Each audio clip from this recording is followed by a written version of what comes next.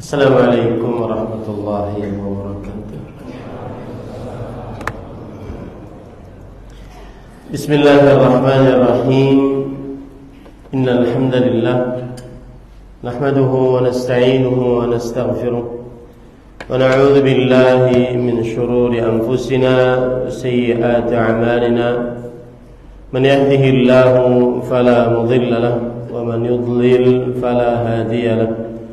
وأشهد أن لا إله إلا الله وحده لا شريك له وأشهد أن محمدا عبده ورسوله يا أيها الذين آمنوا اتقوا الله حق تقاته ولا تموتن إلا وأنتم مسلمون يا أيها الناس اتقوا ربكم الذي خلقكم من نفس واحدة وخلق منها زوجها وبث منهما رجالا كثيرا ونساء واتقوا الله الذي تساءلون به والأرحام إن الله كان عليكم رقيبا يا أيها الذين آمنوا اتقوا الله وقولوا قولا سديدا يصلح لكم أعمالكم ويغفر لكم ذنوبكم ومن يطع الله ورسوله فقد فاز فوزا عظيما أما بعد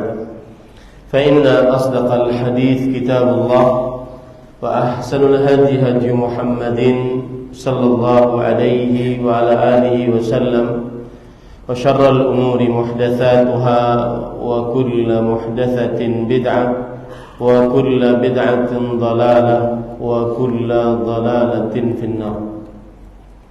Alhamdulillah, kita bersyukur pada Allah Subhanahu wa taala pada hari ini Ahad malam Senin 14 Rabiul Akhir 1445 Hijriah. Kita dimudahkan oleh Allah Subhanahu wa taala untuk duduk bersama mengkaji ayat-ayat suci Al-Quran dan hadis dari Rasul sallallahu alaihi wa ala alihi wasallam dalam sebuah kajian Islam ilmiah dengan tema Atharu at-Tauhid was-Sunnah fi Hayatil Muslim. Temanya yaitu keutamaan dan pengaruh Tauhid dan Sunnah dalam kehidupan seorang muslim. Salawat dan salam semoga selalu Allah berikan kepada Nabi kita Muhammad sallallahu alaihi wa ala alihi wasallam, pada keluarga beliau, para sahabat serta orang-orang yang mengikuti beliau sampai hari kiamat kelak. Dengan nama-nama Allah yang husna dan sifat-sifatnya yang mulia, kita berdoa, Allahumma inna nas'aluka ilman nafi'an wa rizqan tayyiban wa amalan mutaqabbala. Allahumma amin. Ahibati fillah, afanillah wa iyyakum, kaum muslimin yang saya cintai karena Allah. Semoga Allah Subhanahu wa taala selalu memberikan afiat kepada kita di dunia dan di akhirat. Pada kesempatan kali ini kita berbicara tema yang berkaitan dengan akidah. Akidah artinya adalah ma yusaddiquhu al-mu'min fi qalbihi imanan sadiqan la yatatarraqu syai'un minasyakki awir raib. Apa yang diimani oleh seorang mukmin di dalam qalbunya, tidak ada keraguan di dalamnya sedikit pun.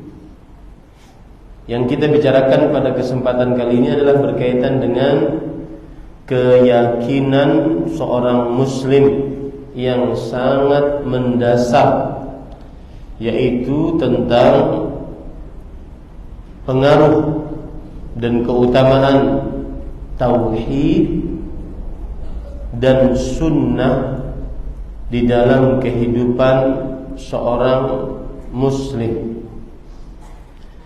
Kajian ini saya akan awali, yaitu kita sebagai seorang muslim diwajibkan untuk taat kepada Allah dan Rasul-Nya. Taat kepada Allah adalah konsekuensi dari tauhid, dan taat kepada Rasulullah adalah konsekuensi dari mengikuti sunnah Rasulullah sallallahu alaihi wasallam. Ayat yang menunjukkan akan hal ini, Allah Subhanahu wa taala berfirman di dalam banyak ayat.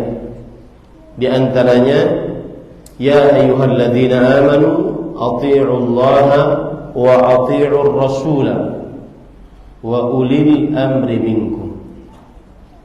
Yang artinya, wahai orang-orang yang beriman, taatilah Allah. Di sini tauhid. Dan taatilah Rasulullah. Di sini mengikuti sunnah. Dan pemimpin-pemimpin kalian selama memerintahkan kepada tauhid dan sunnah. Apa faedah orang yang mentaati Allah dan Rasul-Nya? Allah Subhanahu wa taala berfirman, lanjutan dari ayat tadi, fa in tanaza'tum fi syai' farudduhu ila Allah war Rasul in kuntum tu'minuna billahi wal yawmil akhir. Dzalika khairun wa ahsanu ta'wila. Yang artinya, jika kalian berbeda pendapat tentang sesuatu, maka kembalikanlah kepada Allah, yaitu Al-Quran, dan kembalikanlah kepada Rasulullah, yaitu sunnah Rasulullah sallallahu alaihi wasallam, ajaran Rasul sallallahu alaihi wasallam. Jika kalian benar-benar beriman kepada Allah dan hari akhir, yang demikian itu lebih baik bagi kalian dan lebih bagus hasilnya. Yang menjadi inti pendalilan dari ayat ini, kita sebagai seorang muslim wajib untuk taat kepada Allah, yaitu bertauhid, dan wajib untuk taat kepada Rasulullah sallallahu alaihi wasallam, yaitu mengikuti sunnah. Dan di dalam mengikuti mengerjakan tauhid dan mengikuti sunnah tersebut, khairun wa ahsanu ta'wila, itu lebih baik dan lebih bagus hasilnya. Itu akidah seorang muslim.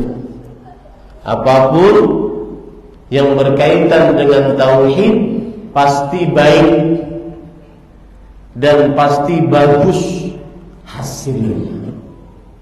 Apapun yang mengikuti sunnah pasti baik dan pasti bagus hasilnya. Apakah itu sesuai dengan hawa nafsu atau tidak? Maka selama dia tauhid dan mengikuti sunnah, pasti baik dan pasti bagus hasilnya. Apakah itu mengikuti kebiasaan orang banyak atau tidak?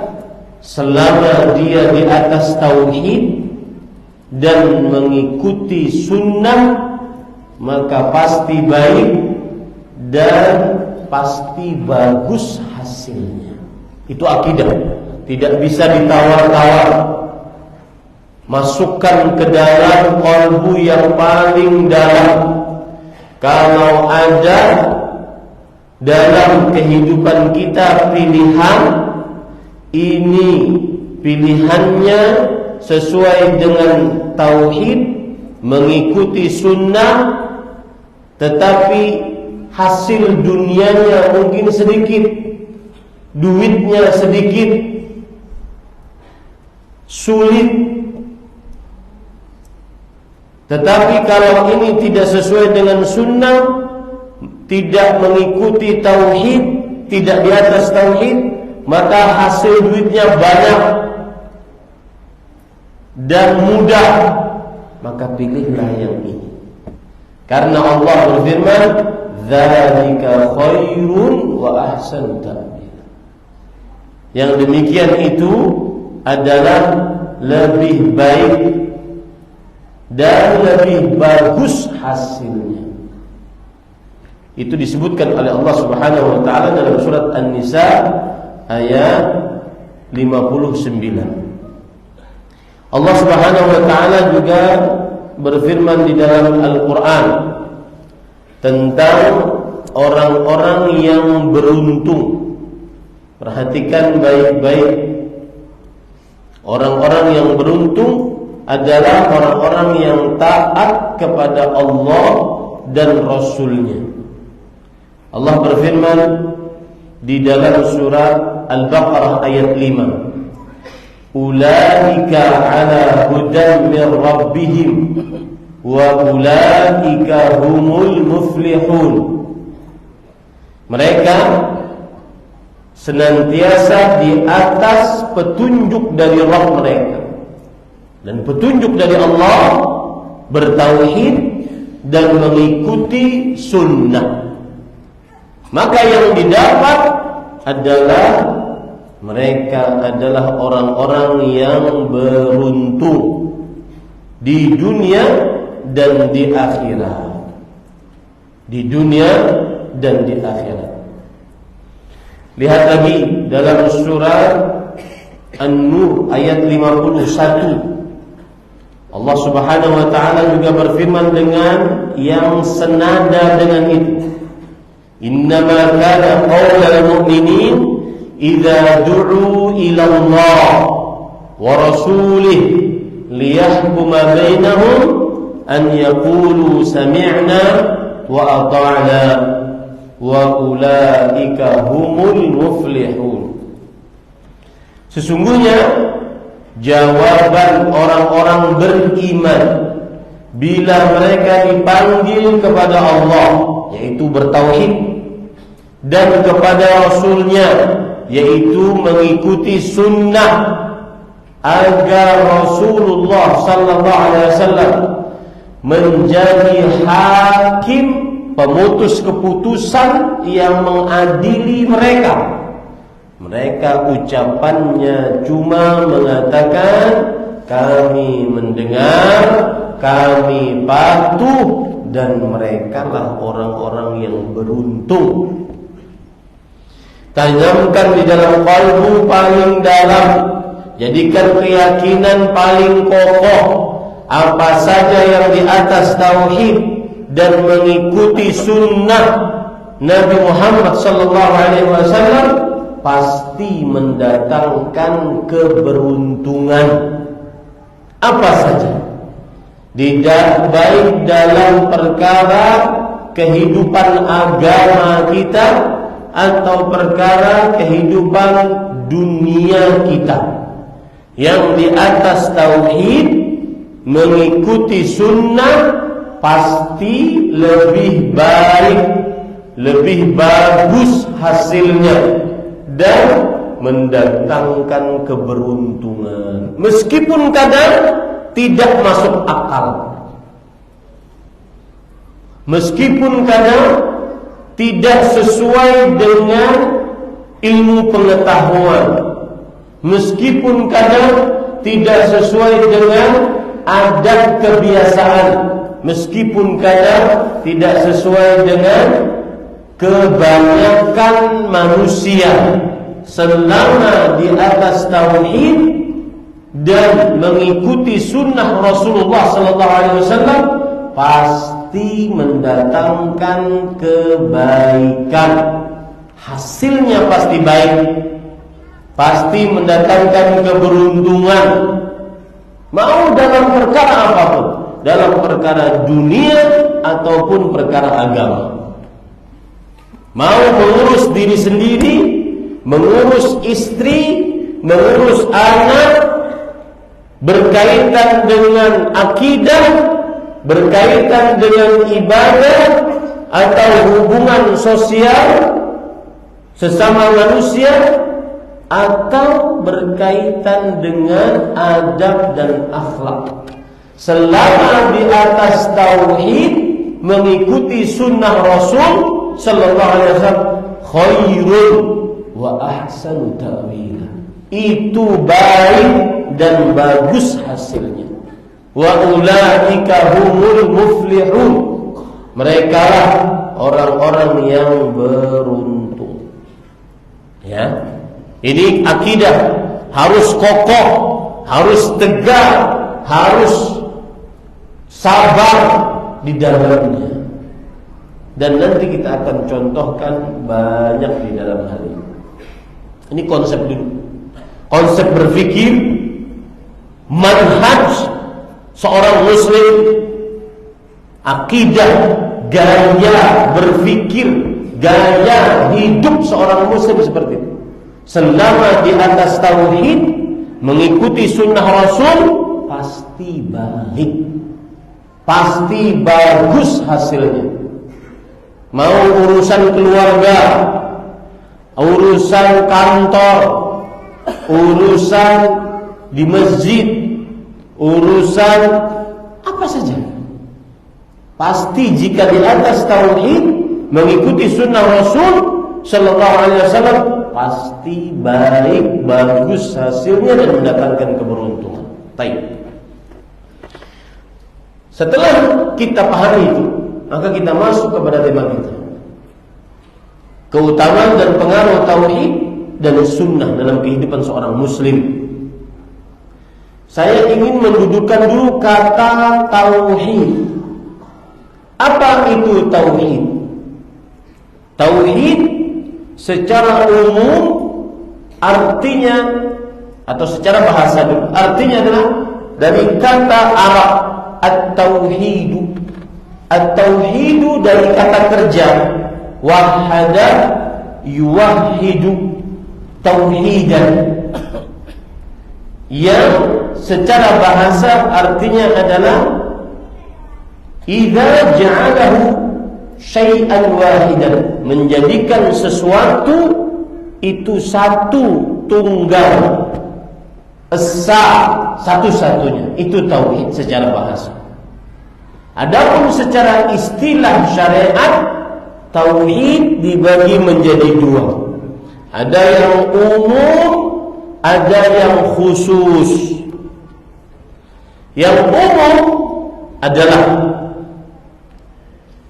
ifradullahi bima yukhtassu bima yahtassu bihi, mengesahkan Allah dengan apa saja yang khusus milik Allah, menjadikan Allah satu-satunya yang khusus miliknya, menjadikan Allah satu-satunya di dalam perkara-perkara yang khusus milik Allah Subhanahu wa ta'ala.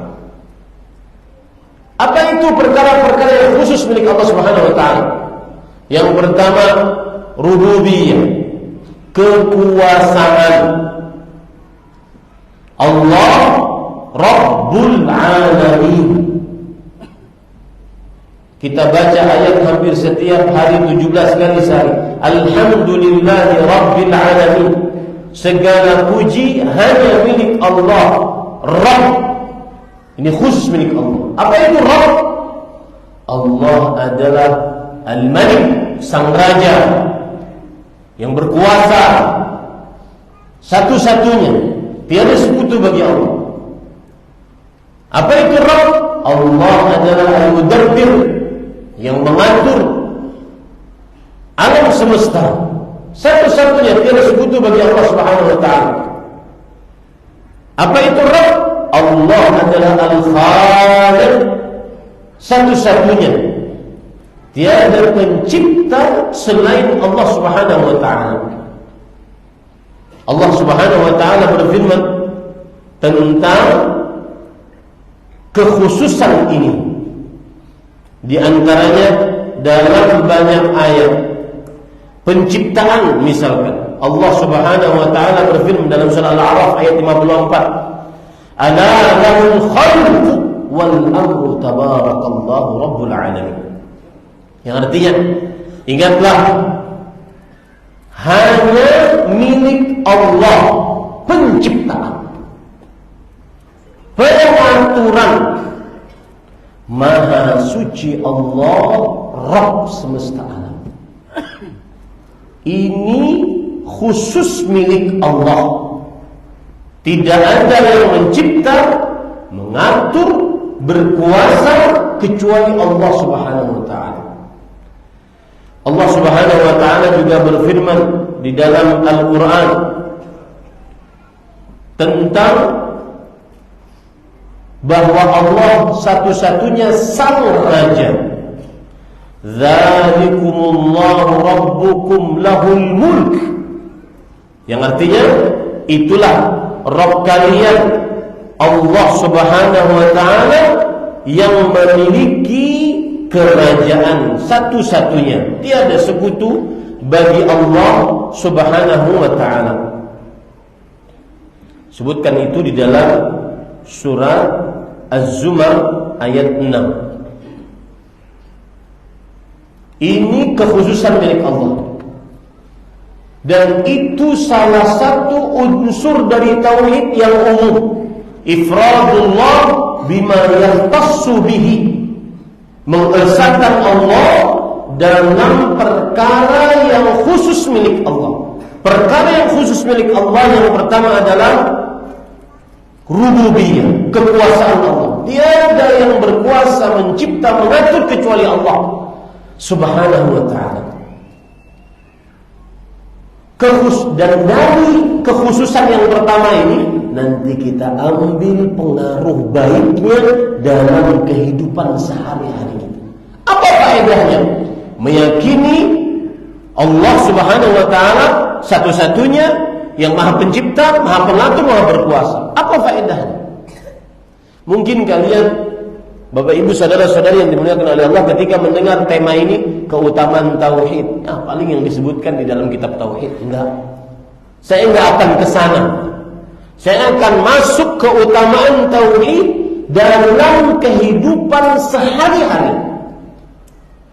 Di antara tauhid adalah meyakini bahwa Allah satu-satunya yang maha pencipta, mengatur, berkuasa. Apa faedahnya nanti kita akan bahas.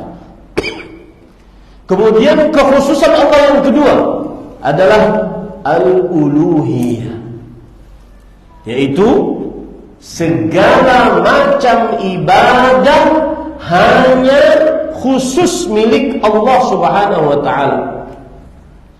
Tidak boleh beribadah jenis apapun ibadahnya kecuali hanya milik Allah Subhanahu wa ta'ala. Allah Subhanahu wa ta'ala berfirman dalam ayat yang sering Bapak Ibu dengar, "Wa ma khalaqtul jinna wal insa illa liya'budun." Tidaklah kuciptakan jin dan manusia melainkan supaya mereka beribadah kepadaku. Ibadah adalah khusus milik Allah, dan itu tauhid.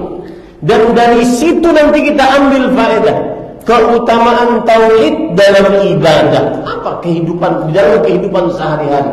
Kalau orang mentauhidkan Allah dalam ibadah, apa faedahnya yang kita bisa dapat dalam kehidupan sehari-hari?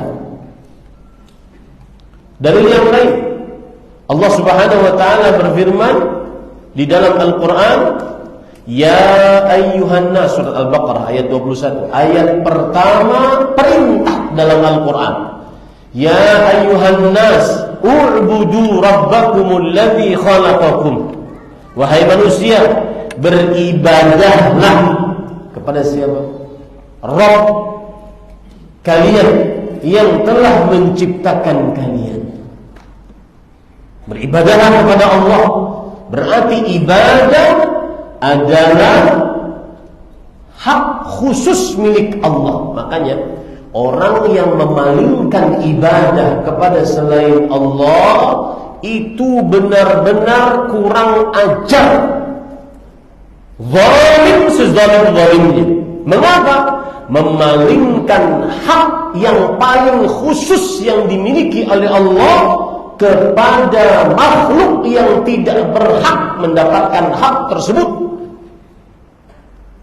Contoh doa. Kalau ada orang berdoa kepada selain Allah, berdoa kepada orang yang sudah mati, atau berdoa kepada orang yang masih ghaib, tidak ada,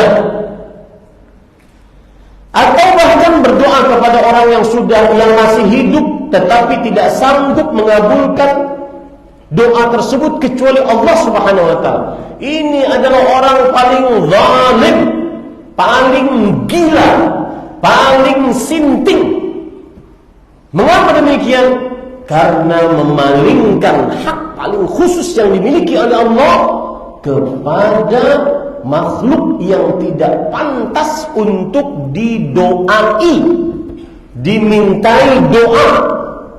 Makanya Allah berfirman dalam Al-Quran, وَمَنْ أَضَلُّ مِمَّنْ يَدْعُ مِنْ دُونِ اللَّهِ بَلْ لَا يَسْتَجِيبُ لَهُ إِلَى يَوْمِ الْقِيَامَةِ وَهُمْ عَنْ دُعَائِهِمْ غَافِلُونَ.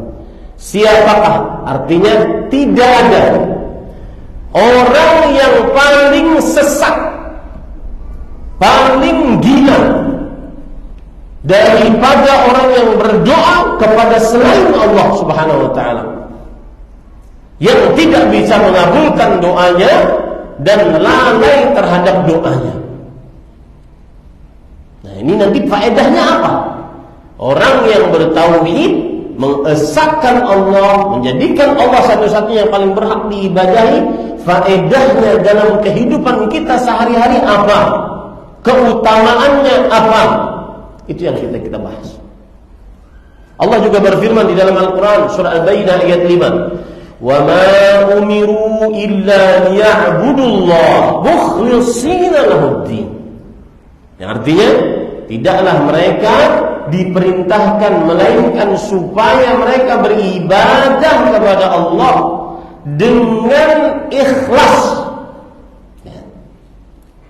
Ya, dengan ikhlas maksudnya dengan murni, menjadikan Allah satu-satunya yang paling berhak untuk diibadahi, hanya untuk Allah dalam menjalankan ibadah tersebut. Dan ayat-ayat yang semisal sangat banyak. Di antaranya Allah Subhanahu wa taala berfirman di dalam Al-Quran tentang ibadah tersebut.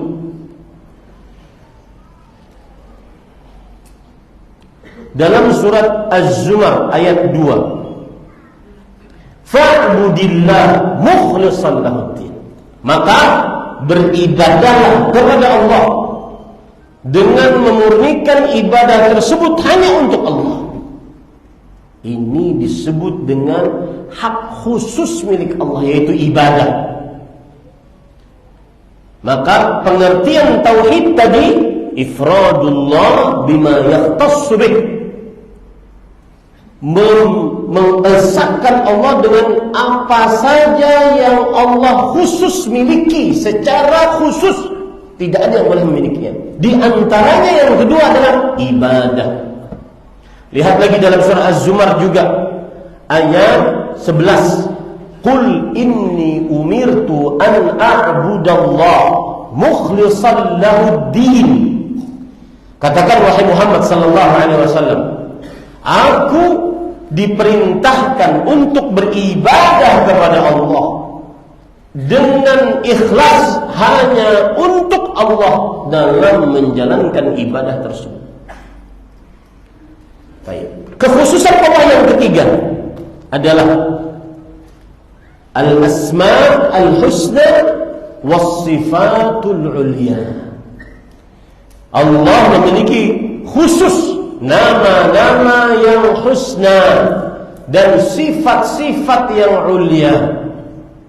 Apa maksud nama-nama yang husna nama-nama yang balaghatil husn, balagat al-ghayah fil husn.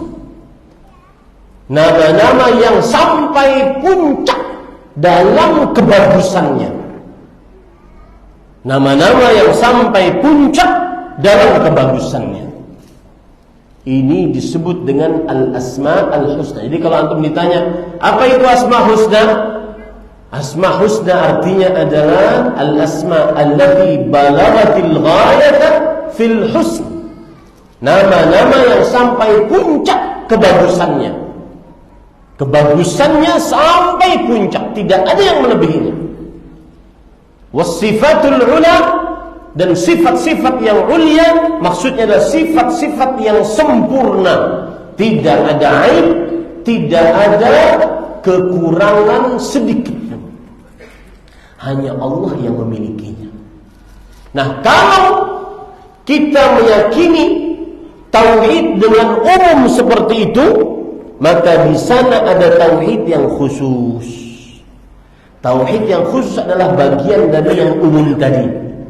Tauhid yang khusus adalah ifradullahi bil ibadah, mengesahkan Allah dalam ibadah, apapun jenis ibadahnya.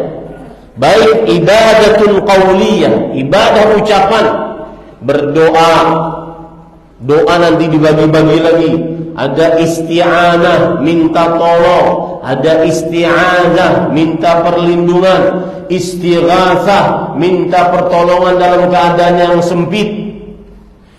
Atau ibadah lisan, berzikir. Ibadah lisan, nasihat. Ibadah lisan, amar ma'ruf nahi munkar. Ibadah lisan, baca Quran. Ini semua harus wajib dimurnikan, niatnya hanya untuk Allah Subhanahu wa taala.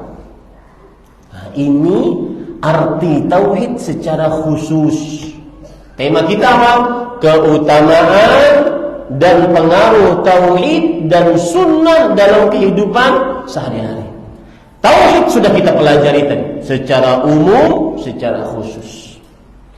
Sekarang kita sunnah. Apa itu sunnah? Perhatikan baik-baik.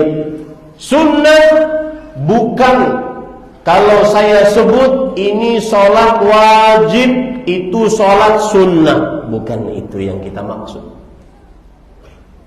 Sunnah kalau saya sebut dalilnya berdasarkan Al-Quran dan sunnah. Bukan itu saja yang kita maksud.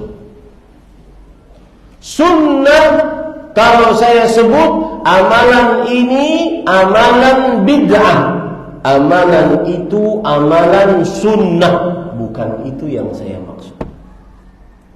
Tema kita pengaruh dan keutamaan tauhid dan sunnah dalam kehidupan sehari-hari.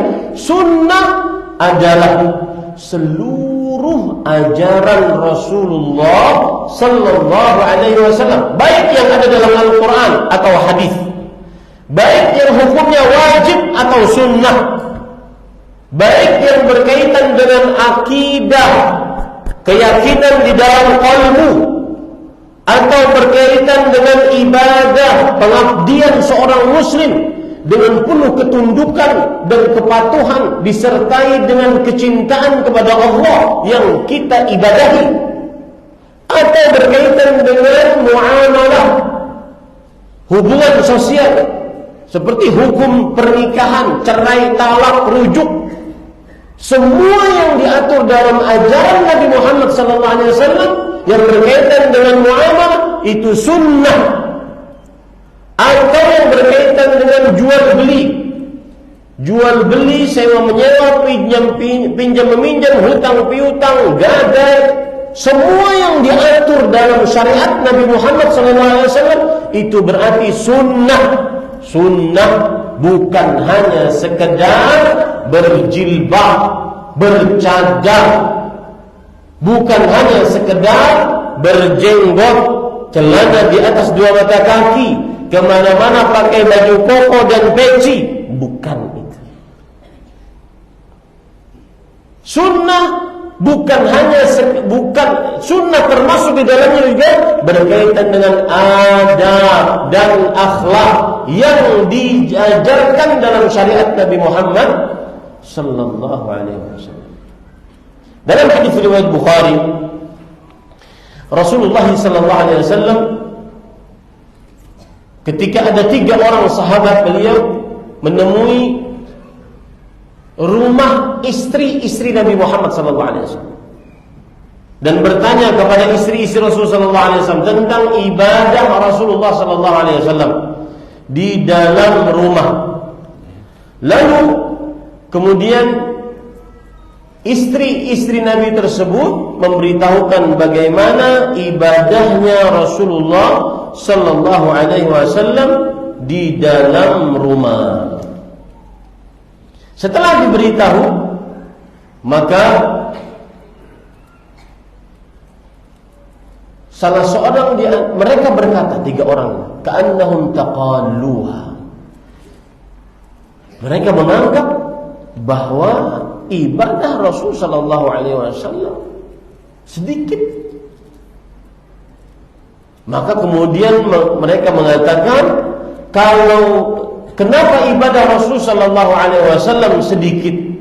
Mungkin karena beliau sudah diampuni dosanya yang telah lalu dan yang akan datang. Aina nahnu minnan Nabi sallallahu alaihi wasallam? Qad ghufira lahu ma taqaddama min dhanbi wa ta'akhkhar. Mungkin beliau ibadahnya sedikit karena kita tidak bisa dibandingkan antara kita dengan Nabi Muhammad sallallahu alaihi wasallam.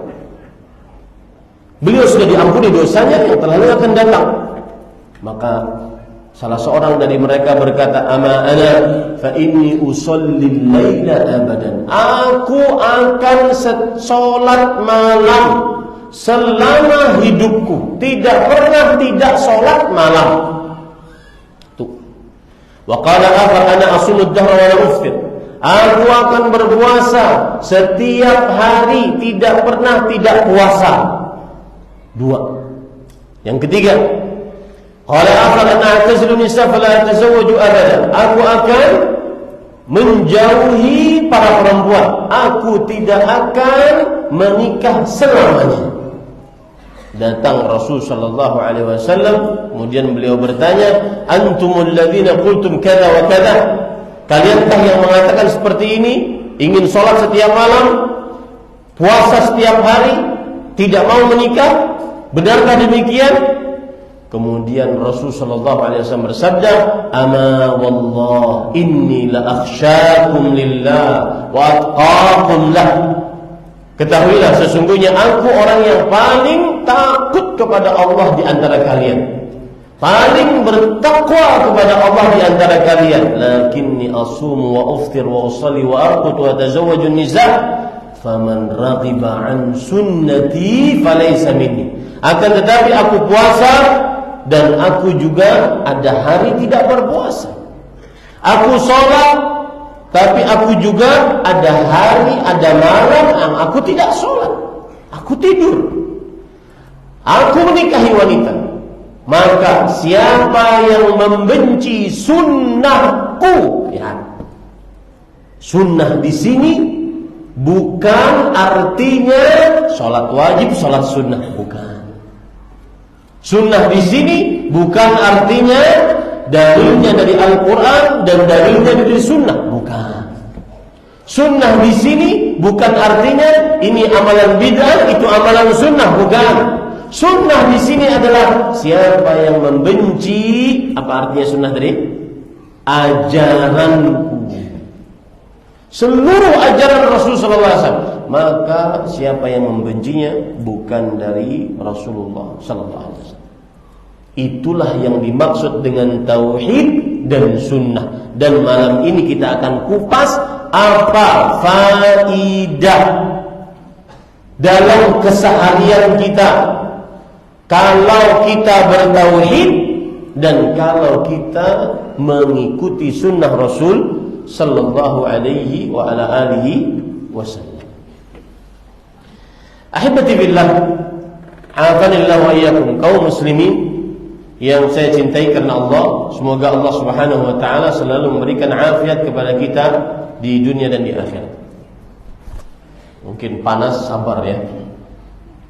Karena neraka Allah lebih panas. Sekarang kita ingin kupas. Tadi kita katakan keutamaan dan pengaruh tauhid dalam kehidupan kita sehari-hari. Tauhid yang pertama adalah tauhid yang berkaitan dengan kekuasaan Allah. Apa faedah kebaikan kalau orang meyakini dan mengamalkan tauhid dalam kekuasaan Allah? Meyakini bahwasanya Allah adalah satu-satunya yang mengatur, mencipta, berkuasa. Faedah pertama dari keutamaan tauhid yang berkaitan dengan rububiyah, kekuasaan Allah. Orang yang benar-benar mengamalkan tauhid rububiyah, maka dia tidak akan pernah, ini faedahnya, tidak akan pernah berputus asa dari rahmat Allah Subhanahu wa ta'ala. Dalam hal apapun, mau menggapai cita-cita dunia atau menggapai cita-cita akhirat, tidak akan pernah putus asa. Kenapa demikian? Karena Allah Subhanahu wa ta'ala Maha Pencipta, Maha Kuasa, Maha Pengatur. Allah kuasa untuk mengadakan apa yang kita inginkan. Makanya Allah berfirman dalam Al-Quran, Ya bani yadhabu fatahassasu min Yusuf wa la tay'asu min rawhillah innahu la ya'asu min rawhillah illa al-qawmul kafirun. Wahai, kata Nabi Ya'qub kepada al-asbat, anak-anaknya, wahai anak-anakku, pergilah cari Nabi Yusuf dan Bunyamin, dan jangan kalian berputus asa. Sesungguhnya tidak ada yang berputus asa dari rahmat Allah kecuali orang-orang yang kafir. Kafir terhadap apa? Terhadap tauhid rububiyah. Allah Maha Kuasa. Misalkan saya beri contoh nih. Ini contoh, mulai masuk kepada contoh. Kalau tadi teori banyak, contoh misalnya sebelum azan. Contoh orang yang baru sudah lama nikah, maka belum punya anak, sudah periksa semuanya bagus, tidak ada yang mandul satu dengan yang lainnya, memang belum takdirnya. Maka orang yang bertauhid rububiyah, dia tidak pernah putus asa. La tayasu min rauhillah. Jangan pernah putus asa dari rahmat Allah. Sesungguhnya tidak ada yang berputus asa dari rahmat Allah kecuali orang-orang yang kafir terhadap Allah Maha Kuasa, Maha Pencipta, Maha Pengatur. Jangankan mengadakan bayi dari suami dan istri, mengadakan manusia tanpa ada bapak ibu, Allah sanggup. Mengadakan manusia tanpa ada bapak sebagaimana Nabi Isa, Allah sanggup. Mengadakan manusia tanpa ada ibu, adanya cuma suaminya sebagaimana Hawa, Allah sanggup. Jika Allah berkata, innama amruhu idza arada syai'an an yaqula lahu kun fayakun. Itu orang yang bertauhid rububiyah. Tidak pernah putus asa, tidak pernah patah semangat. Jualan sana belum laku, besok lagi. Tidak pernah patah semangat. Allah Subhanahu wa ta'ala berfirman di dalam Al-Quran, lihat ya, Allah berfirman dalam Al-Quran, fabtagu indallahi rizqa wa'budu, carilah di sisi Allah rezeki dan beribadahlah kepadanya. Orang yang bertauhid rububiyah tidak pernah putus asa dari hal apapun, terus saja bersemangat. Meskipun mungkin mustahil. Nabi Musa alaihissalam, di depan beliau lautan, di belakang beliau sejuta bala tentara Fir'aun.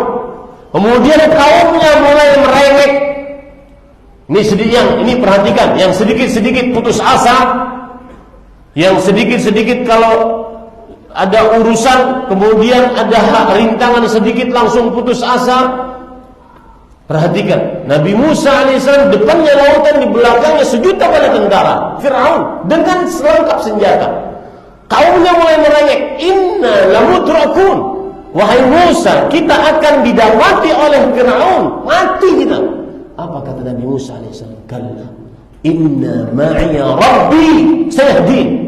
Tidak, bersamaku ada Rabbku, Rabb rububiyah, Maha kuasa, Maha pencipta, Maha pengatur. Allah yang akan memberi petunjuk, walaupun di depan mustahil. Orang bertauhid tidak pernah putus asa.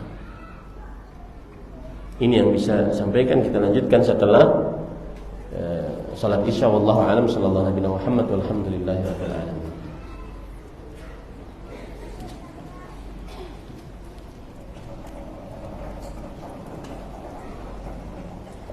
Allah